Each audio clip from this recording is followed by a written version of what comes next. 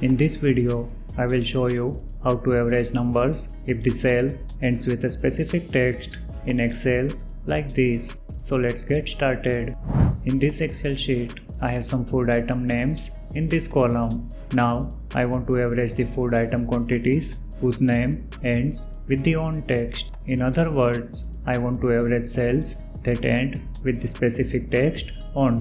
To do that, I will use the Excel averageIfs function. The averageIfs function returns the average of all the cells in the range that meet multiple criteria. We can specify more than one pair of range and criteria arguments to this function. Let's type an equal sign in the target cell to start the formula. Now type averageIfs followed by an opening bracket. Since we want to average the quantity, let's select the range of the cells containing the quantity as the first argument. Type a comma and then select the range of the cells containing the food item names as the criteria range argument. To average the numbers, if the criteria range value ends with a specific text, we need to use the asterisk wildcard character in the criteria. The asterisk character matches with 0 or more characters of any kind. For example, star on matches with apron, cannon,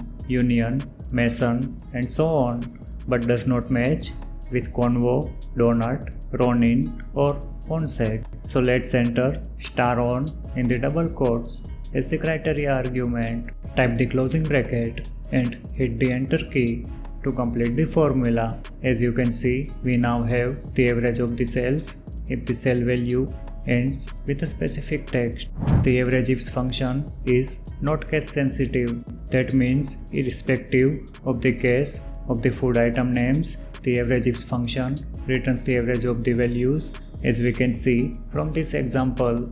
Since we need only one condition to check if the cells end with a text, we can also use the averageIf function instead of the averageIfs function. Please note that the order of the arguments is different from the averageIfs function. Here, we need to specify the criteria range first, followed by the criteria, and finally the average range.